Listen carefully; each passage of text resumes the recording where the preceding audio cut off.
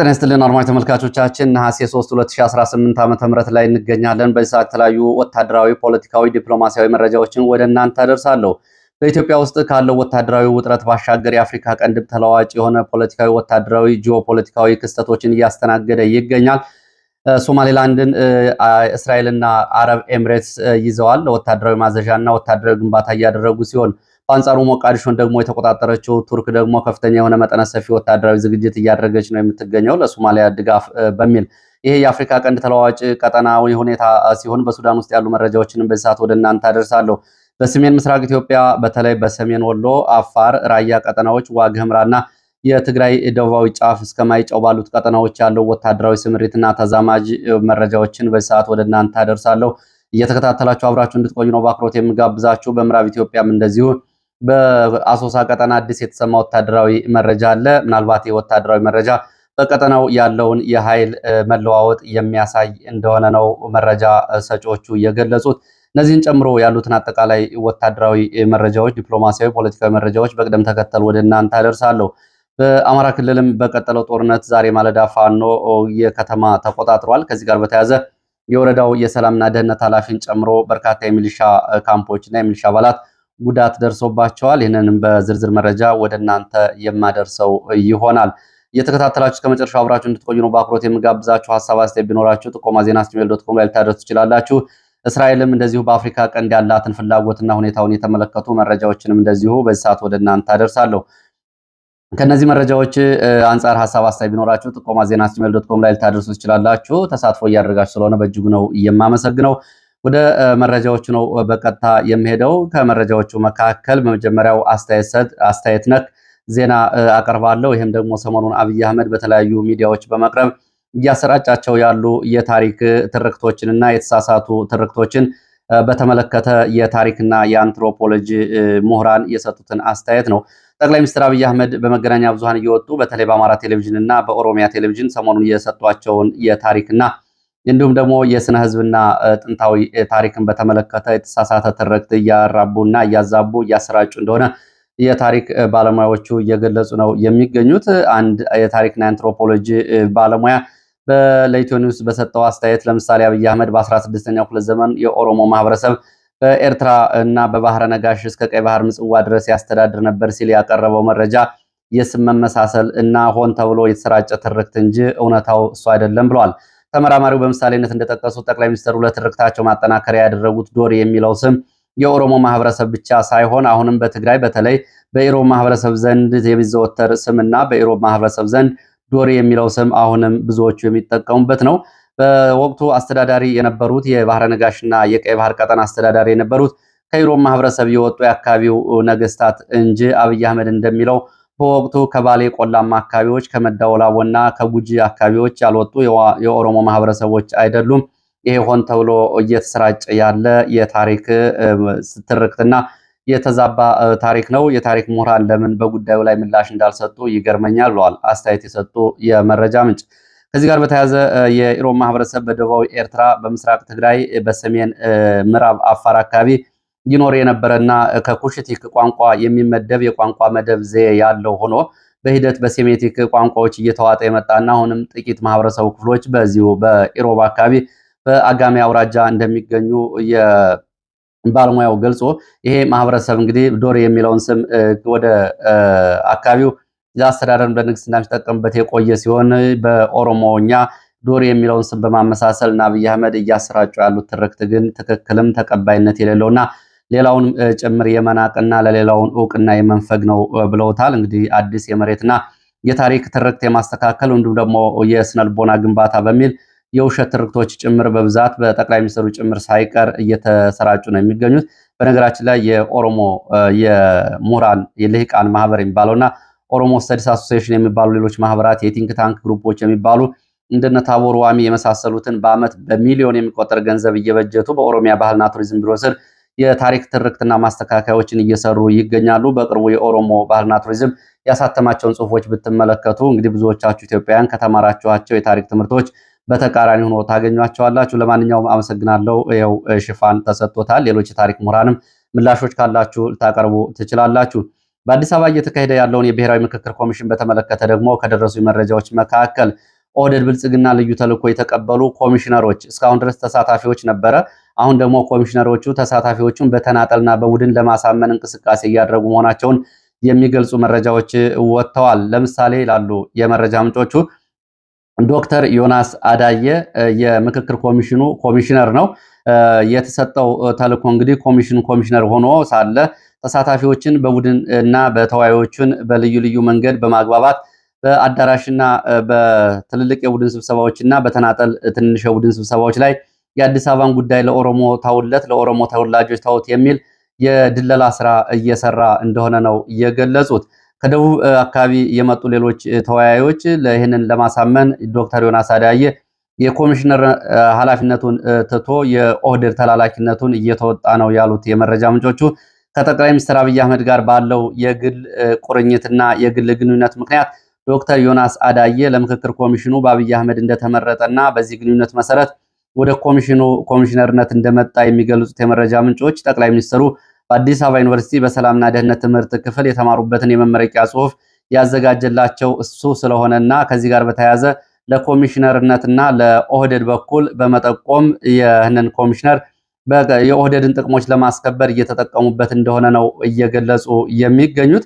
እንግዲህ የአብይ አህመድ የመመረቂያ ጽሑፍም በዚህ ሰውዬ እንደተዘጋጀ የሚገልጹት የመረጃ ምንጮች የኦህዴድን ባለስልጣናትና የኦህዴድን የፖለቲካ ፍላጎት ማገልገል በዚህ ሰውዬ አሁን የተጀመረ አይደለም ብለዋል። አሁን ግን አሳዛኙ ሀገርን የሚያክል ነገር ያውም አዲስ አበባን የሚያክል ነገር ለኦሮሞ ተውላቸው ብሎ ምልጃና ማግባባት እየሰራ መሆኑ ያሳፍራል ብለዋል። ያው ቀድሞም እንግዲህ ምክክር ኮሚሽኑ ሲቋቋም ለምን ጉዳይ እንደተቋቋመና የማንን ፍላጎት ለማስፈጸም እንደሆነ ይታወቃል። የትምህርት ሙያውን በተመለከተ በአዲስ አበባ ዩኒቨርሲቲ የመጀመሪያ ዲግሪውን በእንግሊዝኛና በዓለም አቀፍ ቋንቋዎች ካገኘ በኋላ በፖለቲካ ሳይንስና በተዛማጅ ዓለም አቀፍ ግንኙነቶች እስከ ፒኤችዲ ድረስ የዘለቀ የትምህርት ደረጃ ቢኖረውም ከደቡብ ኢትዮጵያ የተገኘ ምሁርና አድርባይ በመሆኑ የኦህዴድን ፍላጎት የሚያስፈጽሙ ምሁራን እንደተሰገሰጉበት ለምክክር ኮሚሽኑ ከዚህ በላይ ማሳያና መነጋገሪያ የሚሆን ጉዳይ የለም ብለዋል ተሳታፊዎቹ። ወደ ሌሎች መረጃዎች እቀጥላለሁ። በአዲስ አበባ ያለውን አፈሳና በአዲስ አበባ ዙሪያ በሚገኙ ከተሞች ያለውን ወታደራዊ አፈሳ የተመለከተ መረጃ ነው። በአዲስ አበባ በከተማ የተለያዩ ክፍሎች ወጣቶች፣ የጎዳና ተዳዳሪዎች፣ የቀንና የጉልበት ሰራተኞች እንዲሁም ደግሞ የፋብሪካ ሰራተኞች ያለበቂ ምክንያት መታወቂያ የላችሁም በሚል ወንጀል ትፈለጋላችሁ በሚል እየተያዙ ወደ ፖሊስ ጣቢያ ከተወሰዱ በኋላ እንደገና ወደ ወታደራዊ ካምፖች እየተጫኑ መሆናቸውን የመረጃ ምንጮች ገልጸዋል። ለገጣፎ፣ ሱሉልታ፣ ሰበታ፣ ቡራዩ፣ በአዲስ አበባ ዙሪያ የሚገኙ ከተሞች በተመሳሳይ አፈሳና እንደዚሁም ደግሞ ገፈፋው ቀጥሏል ብለዋል የመረጃ ምንጮች። አንድ የዓይን እማኝ በለገጣፎ አካባቢ በጥበቃ ስራ ላይ ያሉ ሰራተኞች በጥበቃ ኤጀንሲ አባላት ለስብሰባ ትፈለጋላችሁ ተብለው በአካባቢው ሚሊሻዎች ተጭነው መወሰዳቸውን ተመልክቻለሁ ሲሉ ለኢትዮ ፎከስ ገልጸዋል። በኦሮሚያ ክልል የእድሜ ገደብ ጭምር የለውም ወታደራዊ አፈሳው የሚሉት የመረጃ ምንጮች በክልሉ በተለያዩ አካባቢዎች እድሜያቸው ከ14 ዓመት ጀምሮ ያሉ ታዳጊዎችን ጨምሮ ሰፊ ወታደራዊ አፈሳና ምልመላ እየተደረገ እንደሆነ ገልጸዋል። በጅማ እንዲሁም ደግሞ በምስራቅና ምዕራብ ሐረርጌ አካባቢዎች በርካታ ወጣቶች ታፍሰው ተወስደዋል። እድሜያቸው ከ14 ዓመት ጀምሮ ያሉ ወጣቶች ሚሊሻዎች የተያዙ ወጣቶችን ለማስለቀቅ ከቤተሰቦቻቸው እስከ 100 ሺህ ብር ድረስ እንደሚቀበሉም የመረጃ ምንጮቹ ጠቁመዋል። በአማራ ክልል በተመሳሳይ በፍኖተ ሰላምና ደብረ ማርቆስ እንዲሁም ደግሞ ወልዲያ ከተሞች አልፎ አልፎ አፈሳዎች መኖራቸውን የገለጹት የመረጃ ምንጮች በሌሎች አካባቢዎችም የኃይል ስምሪትና እንዲሁም ደግሞ ከግዳጅ ቀጠና የሚወጡ የመከላከያ አባላት እንዲሁም ደግሞ ሌሎች የአካላት ተመለከቱ መረጃዎችም እንደዚሁ አድርሰዋል። በሸዋ ቀጠና 8 የሚደርሱ የኮማንዶና የአየር ወለድ አባላት ከነሙሉ ትጥቃቸው ከነበሩበት ግዳጅ በመውጣት ወደ ፋኖ ተቀላቅለዋል። በተመሳሳይ በምስራቅ ጎጃም ዞን ባለፉት 4 ቀናት ከ13 በላይ የመከላከያና የሚሊሻ አባላት ወደ ፋኖ የተቀላቀሉ ሲሆን በደቡብ ጎንደር እስቴና አካባቢው በቁጥር ያልታወቁ በርካታ ሚሊሻና የአድማ ብተና አባላት ወደ ፋኖ ከግዳጅ ቀጠናቸው ወጥተው ስለመቀላቀላቸው የወጡ መረጃዎች ገልጸዋል። ይሄ ከአንዱ ግዳጅ ቀጠና እየወጡ ወደ ሌላው ግዳጅ ቀጠና መሄድ እንግዲህ በተለያዩ አካባቢዎች ካሉ አሰላለፎችም አንጻር በውል እየታየ ነው የሚገኘው። በሱዳን እና ኢትዮጵያ ድንበር አካባቢ ሸረና ተብሎ የሚጠራው አካባቢ ከነበረ ዘመቻ በኋላ ከ15 በላይ የህወሓት ታጣቂዎች እንደዚሁ ወደ ሁመራ በመሻገር ስለ እጅ ስለመስጠትና ከግዳጅ ቀጠናቸው ስለመውጣታቸው የሚገልጹ መረጃዎች ወጥተዋል። በተመሳሳይ በራያና አፋር ግንባር ከግዳጅ ቀጠናቸው የጠፉ የህወሓት ታጣቂዎች የትግራይ ሰላም ኃይል ወደሚባለው ስለመቀላቀላቸው ሲገለጽ ከግዳጅ ቀጠናቸው ከጠፉት የአርሚ 92 እና የአርሚ 43 አባላት መካከል ቁጥራቸው ያልታወቁ ታጣቂዎች የትግራይ የሰላም ኃይል የሚባለውን ተቀላቅለዋል ተብሏል። በተመሳሳይ ደግሞ ከትግራይ የሰላም ኃይል ተብሎ ከሚጠራው ኃይል በኮረም በኩል ማይማዶ ተብሎ በሚጠራው አካባቢ የነበሩ የትግራይ የሰላም ኃይል አባላት ደግሞ ቁጥራቸው ያልታወቀ ተመልሰው ወደ ህወሓት ተቀላቅለዋል ተብሏል። እንግዲህ ከአንዱ ወደ አንዱ ነው። አገር ውስጥ ያለው የኃይል አሰላለፍ በግልጽ የሚያሳየው ይህንን ነው። በሌላ መረጃችን ወደ ምዕራብ ኢትዮጵያ የሚወስድን መረጃ አስከትላለሁ። በምዕራብ ኢትዮጵያ በአሶሳና ኩርሙክ ቀጠናዎች የነበሩ በርካታ የሱዳኑ ፈጥኖ ድራሽ ኃይል አርኤስኤፍ ታጣቂዎች በተሽከርካሪዎች እና በኮንቮይ ተጭነው ወደ አሶሳ ህዳሴ አየር ማረፊያ ሲወሰዱ መመልከታቸውን የአሶሳ የመረጃ ምንጮች ገልጸዋል። ምክንያቱን ሲገምቱ የመረጃ ምንጮቹ በምዕራብ ሱዳን በተለይ በዳርፉርና ሰሜን ኮርዶፋን ቀጠናዎች የጀነራል አልቡርሃን ጦር በአርኤስኤፍ ይዞታዎች ላይ ባካሄደው መጠነ ሰፊ ማጥቃት የአርኤስኤፍ ኃይል ሚዛኑን ለመጠበቅና ሰራዊቱን በአውሮፕላን ጭኖ ከኢትዮጵያ የአሶሳ ቀጠና ወደ ዳርፉር ለማጓጓዝ ሊሆን ይችላል ብለዋል። የአርኤስኤፍ ኃይል ሚዛን ለመጠበቅ ሰራዊቱ በአውሮፕላን ወደ ዳርፉርና ኮርዶፋን ግንባሮች እያዛወረ እንደሆነ የገለጹት የመረጃ ምንጮች የደጋሎ ጦር ቀደም ሲል ደማዚን ለመቆጣጠር ባደረገው ዘመቻ ሳቢያ በኩርሙክ አካባቢ በነበሩ ውጊያዎች ምክንያት ወደ ኢትዮጵያ ድንበር አፈግፍጎ ከገባ በኋላ ሆርዛብ፣ ኩርሙክ እና አሶሳ ዙሪያዎች ሰፍሮ እንደሚገኝ የገለጹት የመረጃ ምንጮች አሁን ደግሞ ወደ ኮርዶፋን ግንባር ሊዛወር እንደሆነ ገልጸዋል። ይህ እንግዲህ ኢትዮጵያ በሱዳን ጦርነት ካላት ተሳትፎ፣ ህወሓት እንደዚሁ በአልቡርሃን ጦርነት ካለው ተሳትፎ ግብፅና ሳውዲ አረቢያ ቱርክ ጨምሮ ከአልቡርሃን ጎን እንዲሁም ደግሞ አረብ ኤሚሬትስን ጨምሮ ደግሞ እስራኤልና ኢትዮጵያ ከደጋሎ ጦር ካላቸው የጎን አሰላለፍ እንዲሁም ደግሞ የኤርትራ ከአልቡርሃን ጋር ካለው አሰላለፍ ጋር በተያያዘ በዚህ ቀጠና የኃይል መዛባቱን የሚያሳይ ነው። ቀደም ብሎ በኢትዮጵያ ውስጥ ገብተው ወታደራዊ ሰፈር የነበራቸው የአርኤስኤፍ ታጣቂዎች በኢትዮጵያ የአየር መንገድ አይደለም ሌሎች አውሮፕላኖች ናቸው እያጓጓዟቸው ያሉት ብለዋል። ምናልባት የሊቢያና የቻድ አውሮፕላኖች ሊሆኑ ይችላሉ ያሉት የመረጃ ምንጮች ከኢትዮጵያ እየወጡ መሆናቸውን ገልጸዋል። ይሄ በቀጠናው ያለውን የኃይል ሁኔታ የሚያሳይ ነው። ከስምሪት ጋር በተያያዘ ቀደም ሲል ኩርሙክ ግንባር በነበረው ውጊያ የህወሓት ታጣቂዎች በአካባቢው ከፍተኛ ሚና ተወጥተው ነበር። የሸረናውን ወታደራዊ ካምፕ መያዝና በሸረና ያለውን ወታደራዊ ኪሳራ ተከትሎ የህወሓት ታጣቂዎች ከጥቁር አባይ ግዛት እና ከኩምሩክ ከአሶሳ ግንባሮች ወደ ሁመራ ሸረና እንደገና እየተሰባሰቡና እየተደራጁ መሆናቸውንም እንደዚሁ በሱዳንና በኢትዮጵያ ካለው ወታደራዊና የኃይል አሰላለፍ አንጻር እንደ አንድ ክስተት የሚታይ መረጃ ነው። ሌላው መረጃችን በራያ በአፋር በትግራይ ደቡብ አዋሳኝ አካባቢዎች ያለው ወታደራዊ ዝግጅትና የኃይል ስምሪትን የተመለከቱ መረጃዎች ናቸው። እንግዲህ በዚህ ቀጠና በራያ ግንባር በኩል ህወሓት ታጣቂዎች ተጨማሪ ታጣቂ ኃይል ወደ አካባቢ ሲያስገቡ መከላከያ፣ አማራ ልዩ ኃይል እንዲሁም ደግሞ የራያ ሚሊሻዎችም እንደዚሁ በራያ ቆቦ ቀጠና ሰፊ ዝግጅት እያደረጉ ነው የሚገኙት። ላለፉት 5 ተከታታይ ቀናት ከአዲስ አበባ ከደሴ በደሴ ወልዲያ መንገድን ጨምሮ በወሎ የተለያዩ አካባቢዎች ግዳጅ ውስጥ የነበሩ ከባድ መሳሪያዎች እንዲሁም ደግሞ በአዋሽና ከምስራቅ ኢትዮጵያ በርካታ የጦር መሳሪያ በአፋር በኩል ታንኮች፣ መድፎች፣ ሮኬት ተኳሽ ተሽከርካሪዎችና ልዩ ወታደራዊ ቴክኒካል ተሽከርካሪዎች ተብሎ የሚጠሩ ተሽከርካሪዎች ወደዚህ ግንባር እየተጓጓዙ ነው። ወደ ራያ ቆቦና ወደ ዋግ ሰሜን ወሎ አፋር ግንባር ተብሏል። ከዚህ ጋር በተያያዘ በአየር ኃይል በኩልም እንደዚሁ የድሮን ተቆጣጣሪ ቴክኒሻኖች ወደ የግንባሩ ስምሪት ስለመውሰዳቸውም የሚገልጹ መረጃዎች አብረው ወጥተዋል። በራያ በአፋር በሰሜን ወሎ በዋግምራ በትግራይ ደቡብ አዋሳኝ ቀጠናዎች ካለው አጠቃላይ መጠነ ሰፊ ወታደራዊ ዝግጅትና ስምሪቶች አንጻር ጦርነቱ በአጭር ጊዜ ሊቀሰቀስ እንደሚችል ነው የዓይን እማኞች እየገለጹ ያሉት። ከመቀሌ ወደ አዲስ አበባ የሚደረጉ የአየር በረራዎችና ከአዲስ አበባ ወደ መቀሌ የሚደረግ የአየር በረራ ሊቋረጥ መሆኑንም መረጃዎች ጠቁመዋል። በትግራይ ክልል የሱዳንና የኤርትራ ታርጋ ያላቸው ወታደራዊ ተሽከርካሪዎች ገብተዋል በሚል ምክንያት የተገለጸ ሲሆን ይህም የቀጠናውን ተጓዦች የሲቪል ናቪጌሽን ደህንነት አደጋ ላይ ሊጥል የሚችል የአጫጭር ርቀት ሚሳይሎች በዚህ የአየር ቀጠና ሊኖሩ ይችላሉ በሚል ነው ወደ መቀሌ የሚደረገው የአየር በረራ ሊቋረጥ ይችላል እየተባለው። ከዚህ ጋር በተያያዘ የህወሓት ወታደራዊ አዛዦች ደግሞ የተለያዩ ዘመቻ ጥሪዎችንና እንዲሁም ደግሞ ዛቻዎችን እያደረጉ ነው የሚገኙት። በትላንትናው ዕለት አንድ የህወሓት ወታደራዊ አዛዥ አሁን ካላሸነፍን ባለፉት 100 ዓመታት የአጼ ምኒልክና የአጼ ኃይለሥላሴ ዘመን አይነት ውርደትና መከራ ይደርስብናል ብለዋል። እንግዲህ ቃል በቃል ይህንን ያሉት አጼ ዮሐንስ ተሸንፈው ወይም ደግሞ በመተማ ጦርነት ከወደቁ በኋላ ተከታታይ ስልጣን የያዙት እነሱ እንግዲህ የአማራ ነገስታት፣ የሸዋ ነገስታት እያሉ የሚጠሯቸውን አጼ ምኒልክንና አጼ ኃይለሥላሴን በመጥራት በዚህ ዘመን የደረሰብን ውርደት ይደገማል ብለዋል። አሁንም ትርክት ያላስተካከሉት የህወሓት ሰዎች እንግዲህ አጼ ምኒልክና አጼ ኃይለሥላሴ አዋርደውናል እያሉ ነው የሚገኙት። ይህንን ያሉት የአዲሱ የአርሚ 22 አዛዥ ኮሎኔል ገብረ እግዚአብሔር እንደሆኑ የገለጹት የመረጃ ምንጮች የህልውና ጦርነት ሲሉ የገለጹት ጦርነት ካላሸነፉ በቀር አንድም የትግራይ ልህቅ በህይወት አይተርፍም ሲሉ ማስጠንቀቃቸው ነው የተሰማው። ከአፄ ዮሐንስ አራተኛ መጨረሻ ዘመን ጋር በማመሳሰል ከተሸነፍን ባለፉት 100 ዓመታት በአፄ ምኒልክና በአፄ ኃይለሥላሴ በትግራይ ላይ የደረሰው ውርደት ይደርስብናል በሚል ይህንንም እንግዲህ ዛቻ እያሰሙ ነው የሚገኙት። ወደ ብልጽግና ፓርቲ የተቀላቀሉ የቀድሞ የህወሓት አባላት ባንዳዎች ሲሉ የጠሩት ይህ ወታደራዊ አዛዥ ዲያቆን ዳንኤል ክብረትን በብዙ ጥፍ እንደሚበልጡና ለፌዴራል መንግስቱ ስታቲስቲክሳዊ የህወሓትን ወታደራዊ መረጃዎች የሚያቀብሉ ሲሉ እንደዚሁ ከሰዋቸዋል። ወታደራዊ ሚስጥር እያወጡብን ነው ሲሉ ጻድቃንን ከሰዋቸዋል። ኮሎኔል ገብረ እግዚአብሔር ይህንን ኃላፊነት የተረከቡት የክልሉ ፖሊስ ኮሚሽነር ምክትል ኮሚሽነር ሆነው ከተመደቡት ከአወዛጋቢ ኮሎኔል ገብረስላሴ በላይ መነሳት በኋላ ነው።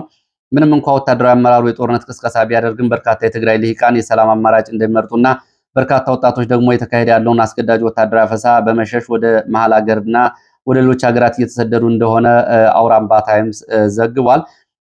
ከዚህ ጋር በተያያዘ ደግሞ የጦርነቱን መካረር ተከትሎ የጠቅላይ ሚኒስትሩ የምስራቅ አፍሪካ ጉዳዮች አማካሪ እንዲሁም ደግሞ በትግራይ ፖለቲካ ውስጥ በአብይ አህመድ እንደ ፊት መስመር የሚታየው ጌታቸው ረዳ በትላንትናው ዕለት በትግረኛ በጻፈው ጽሁፍ የተለያዩ ጉዳዮችን አንስቷል። በነገራችን ላይ ጌታቸው ረዳ ባነሳው ጽሁፍ ላይ ህወሓት ወደ አዲስ አበባ አድርጋለሁ የሚለው ግስጋሴ እንዲሁም ደግሞ ወደ አዲስ አበባ ሄዶ አብይ አህመድ መንግስትን አስወግዳለሁ የሚለውን ጌታቸው ረዳ እንደ ኃጢአት አድርጎ ነው እያቀረበው ያለው።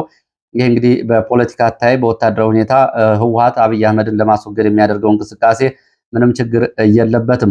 መሰረታዊ ችግሩ አብይ አህመድን እና የኦሮሞ የፖለቲካ ኃይል ወታደራዊ ኃይል የፈጸመበትን በደል በአማራ ሂሳብ ላይ አካክሳለሁ ወይም ደግሞ ከአማራ ላይ አሁንም የመሬትና የማንነት ጥያቄዎችን ነጥቄ ወስዳለሁ የሚለው የህወሓት ፉከራ ነው። ጌታቸው ረዳ በዚህ ጉዳይ በተደጋጋሚ የተጸጸተ ይመስላል። እሱ ከሚኖሩበት ኮምፎርት ዞን ወይም ደግሞ የምቾት ቀጠና ወደ አዲስ አበባ ጦርነት እንዳይመጣ ወደ ወልቃይት ዝመቱ በሚል በቀጥታም ሆነ በተዘዋዋሪ ጌታቸው ይህንን ሲናገር ይሰማል። ባለፈው ጌታቸው ረዳ በደማዚን ጥቁር አባይ በነበረውን ጦርነት ተከትሎ ምን ሊያደርጉ ነው የህወሓት ታጣቂዎች ወደ ደማዚን ኩርሙክ የሄዱት በሁመራ ግንባር ጦርነት ቢያደርጉ እንኳ ወልቃይትን ለመውሰድ ነው ተብሎ ይታሰባል በሚል እንደዚሁ ግሪን ላይት እየሰጠ ይገኛል። አሁንም ወደ ወልቃይትን ለማስመለስና ይህንን ለመቆጣጠር ሳይሆን ወደ አዲስ አበባ የብልጽግናን መንግስት እናስወግዳለን የሚል ጥምረት ፈጥረዋል በሚል ነው ጌታቸው ስጋቱን እያቀረበ ያለው። ብልጽግናን በሚያስወግዱበት መንገድ ስህተት ሊሆን አይችልም። ምናልባት ጌች ያለበትን ኮምፎርት ዞን የሚረብሽ ሁኔታ ተሰምቶት ሊሆን ይችላል። የህወሓት መሰረታዊ ችግር ከላይ እንደተገለጸው አፄ ምኒልክንም አፄ ኃይለሥላሴንም ጨቋኝ እያለ አሁንም ደግሞ ከአማራ መሬት ወስጄ ነፃ ሀገር ትግራይን መሰርታለሁ የሚለው ጉዳዩ ነው። እንግዲህ ከዚህ ፖለቲካ አንጻር ለማንኛውም የጌታቸው ረዳ ህወሓት ከውስጥና ከውጭ ተቃዋሚዎች ጋር አብሮ እንደሚሰራ ለወራት ሲክድ የቆየ ቢሆንም አሁን ግን የፌዴራል መንግስቱ ጋር ላለው ሰላማዊ መፍትሄ እንደሌለው የኃይል አማራጭ እንደሚጠቀም ይፋ አድርጓል ብሏል። ጌታቸው በእንግሊዝኛ ጽሁፉን የጻፈው ያው ለዲፕሎማቶችና ለዓለም አቀፍ ማህበረሰብ እንዲደርስ ታስቦ እንደሆነ ግልጽ ነው። ቀደም ብሎ በአምባሳደሮች ባጫ ደበሌ፣ ስሎማን ደደፎ እና አምባሳደር ዲና ሙፍቲ ሶስቱም የኦሮሞ ፖለቲከኞችና አምባሳደር ሊቃን ናቸው። ከነሱ ቀጥሎ እንግዲህ በዲፕሎማሲያዊ ጉዳይ ላይ አሁን እየተናገረ ያለው ጌታቸው ረዳ ነው። የህወሓት ዋነኛ ዓላማ ምዕራብ ትግራይን በጌታቸው አጠራር ወልቃይትን ማለት ነው ማስመለስ ሳይሆን በአዲስ አበባ ያለውን የፌዴራል መንግስት የብልጽግና ፓርቲ ሙሉ በሙሉ ማስወገድ ነው ብሏል። ይህ እንግዲህ ብልጽግናን ለማስወገድ እነ ደብረጽዮን የሚያደርጉት መንገድ የሚነቀፍ አይደለም። ያው እንግዲህ ጌታቸው ግን ወልቃይትን ብታስመልሱ ይሻላል አይነት ያለው የእንግሊዝኛ ጽሁፍ ነው እያሰራጨ ያለው። የህወሓት አመራር የፕሪቶሪያውን የሰላም ስምምነት ከሚቃወሙ የአስመራ የኤርትራ ኃይሎች ጋር በጥምረት መፍጠሩ እንደዚሁ በግልጽ አውጥቷል ብሏል ጌታቸው ረዳ። በሸረሪና በነበረው ግጭት የተያዘው ከፍተኛ የጦር መሳሪያ ክምችትም በሚስጥር ወደ ትግራይና ወደ ሌሎች አካባቢዎች የሚደረግ የከባድ መሳሪያ ዝውውር አጠቃላይ ቀጠናውን የሰላም ደህንነት የሚጥል እንደሆነ ጌታቸው እንደዚሁ ገልጿል። የትግራይ ተዋጊ ጥቂት አመራሮች ከመከተልና ለነደብረ ጽዮን ከመሞት የህዝቡን ህልውናና ሰላም ለማስጠበቅ በቃ ሊሉ ይገባል። የትግራይ ታጣቂዎችም እንደዚሁ ከግዳጅ ቀጠና ሊወጡ ይገባል ብሏል ጌታቸው ረዳ። የፌዴራል መንግስት ለፕሪቶሪያ ስምምነት ታማኝ ሆኖ እንዲቀጥል ትዕግስት እንዲያደርግና የሰላም በሮችን እንዲከፍትም እንደዚሁ ጌታቸው በመሃል በአደራዳሪ የሚመስል ዲፕሎማሲያዊ ንግግር አድርጓል። ሆኖም ደግሞ ዝቅ ብሎ ወታደራዊ እርምጃ እንዲወሰድ የሚጠይቅበትም መስመር አለ። በጌታቸው ረዳ የድንበር እንቅስቃሴዎች በሳተላይትና በምድር ላይ ጥብቅ ክትትል ሊደረግባቸው ይገባል የሚል የሲቪሎችን ደህንነት ለመጠበቅና የሲቪሎችን ደህንነት ለማስቀደም ወታደራዊ እንቅስቃሴዎችና ኦፕሬሽኖችም ግልጽነት ሊኖራቸው ይገባል ብሏል። እዚህ ላይ እንግዲህ ያው እርምጃ ይወሰድ የሚለው ነው። እንግዲህ እነ ጌታቸው እና እነ ጻድቃን አብይ አህመድ እና እነ ደብረጽዮን ይደራደራሉ በሚል ከፍተኛ ድንጋጤ ውስጥ ገብተዋል። ዲፕሎማቶችን እንደዚሁ እያሳመኑ ነው የሚገኙት። ከጦርነት በኋላ በትግራይ ስለሚቋቋም መንግስት እንዲሁም ደግሞ በኤርትራ ጭምር መንግስት እናቋቁማለን አዲስ መንግስት እያሉ እነ ጌታቸውና እነ ጻድቃን ይህን እያደረጉ ቢሆንም አብይ አህመድ በጀርባ ከነ ደብረጽዮን ጋር በነ ግርማ አምባሳደር ግርማ በሩ በኩል ሊደራደር ይችላል የሚል ድንጋጤ ውስጥ መግባታቸውንም የሚገልጹ መረጃዎች አሉ። እንግዲህ በጌታቸው መንግስት የደረሰበትን ሽንፈት ለመሸፈን የሰራዊቱን ሞራል ለመገንባት የህዝብን ይሄኛው የህወሓት መግለጫ ነው። ጌታቸውን አጫጭሮችን በዛ መንገድ ጨርሻለሁ። ወደ ህወሓት መግለጫ ስንሄድ ደግሞ ህወሓት በሸረሪና ግንባር የተከፈተውን ጦርነት መመከቱንና ከፍተኛ ጉዳት ማድረሱን እንደዚሁ በመግለጫው ገልጿል። መንግስት የደረሰበትን ሽንፈት ለመሸፈን ሰራዊቱን ሞራል ለመገንባት የህዝብን ለማደናገር የሐሰት ቪዲዮዎችና ፎቶዎችን ዶክመንተሪዎችን እያሰራጨ ነው ሲል ህወሓት ከሷል። እንግዲህ በዚህ ላይ ገለልተኛ የመረጃ ምንጮች እንዳረጋገጡት በሸረሪናው ወታደራዊ ዘመቻ ህወሓት ከፍተኛ የሆነ ወታደራዊ ኪሳራ ደርሶበታል። ለ6 ዓመታት የነበረው ወታደራዊ ካምፑ ሸረሪና ብቻ ሳይሆን ግዴማ፣ ነጭ አፈርና በአካባቢ የሚገኙ አካባቢዎች ጭምር ሙሉ በሙሉ ተወስደውበታል። ህወሓት ይህን ነው እያስተባበለ ያለው። በወሰኖች አካባቢ ሰራዊቱን በመክበብ መንግስት አዲስ ጦርነት እየተዘጋጀ እንደሚገኝ፣ የሰላም ንግግሮች፣ ወሬዎች ለስልትና ለማደናገሪያዎች ብቻ እየተጠቀመበት ስለሆነ ሰራዊታችን ዝግጁ ሊሆን ይገባል ብሏል ህወሓት። የትግራይ ህዝብና ሰራዊቱ በማደናገሪያዎች ሳይሸወድ አንድነቱን አጠናክሮ ለህልውናው ትግል የበለጠ እንዲዘጋጅ በህወሓት መግለጫ እንደዚሁ ጥሪ ቀርቧል። በትግራይ ኮሚኒኬሽን ከተላለፈው ረጅም መግለጫ በአጭሩ ይህን ወደ እናንተ አድርሻለሁ። በራያ ግንባር ያለውን ሁኔታ የተመለከቱ መረጃዎችን አደርሳለሁ። በራያ የመሳሪያ ዝውውርና ወታደራዊ ሁኔታዎችን በተመለከተ በአሁኑ ሰዓት በዛሬው ዕለት በበረዋ ሆስፒታል አካባቢ ከዛታ ተነስተው በርካታ ተሽከርካሪዎች ወደ አካባቢው የጦር መሳሪያ ማራገፋቸውን መረጃዎች ገልጸዋል። ወደ መረዋ ተብሎ ወደሚጠራው አካባቢ ሲኖትራክ ኦራሎች እንዲሁም ደግሞ ፓትሮሎች ናቸው ወደ አካባቢው መሳሪያዎችን ጭነው ያለፉት ብለዋል የዓይን እማኞች።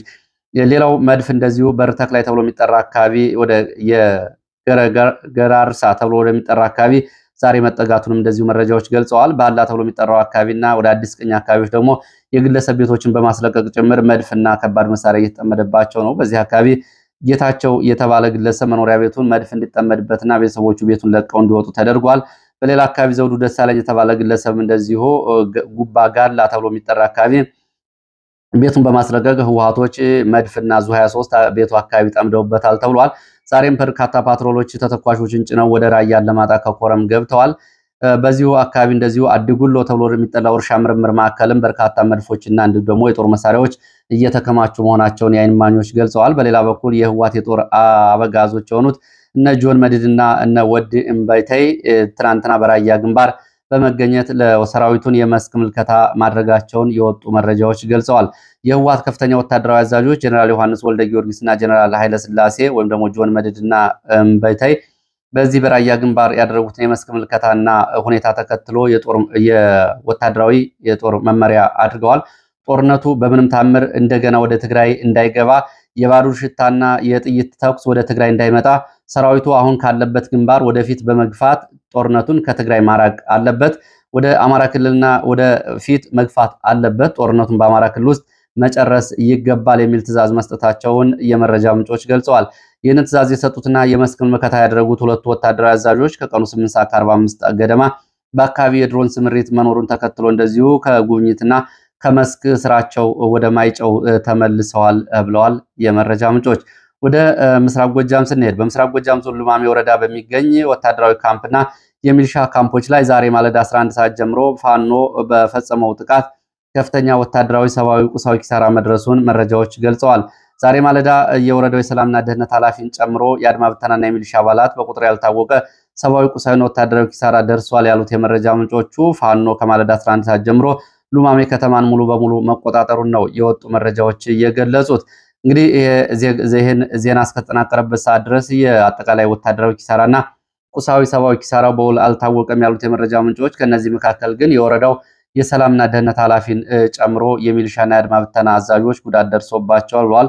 ዝርዝር መረጃው እየተጣራ ነው የሚገኘው። እንግዲህ ከደጀን ወደ አዲስ አበባ ከማርቆስ ወደ አዲስ አበባ በደጀን በሚወስደው መንገድ ላይ የምትገኝ ከተማ ነች። ይቺ ከተማ ወደ የአፍሪካ ቀንድ አጫጭር መረጃዎች ተዛማጅ መረጃዎችን አቀርባለሁ። እስራኤል ኢትዮጵያ በሰላማዊና በዲፕሎማሲያዊ መንገድ የባህር በር ለማግኘት የምታደርገውን ጥረት እንደምትደግፍ በኢትዮጵያ የእስራኤል አምባሳደር ዶክተር አብርሃም ንጉሴ ገልጸዋል።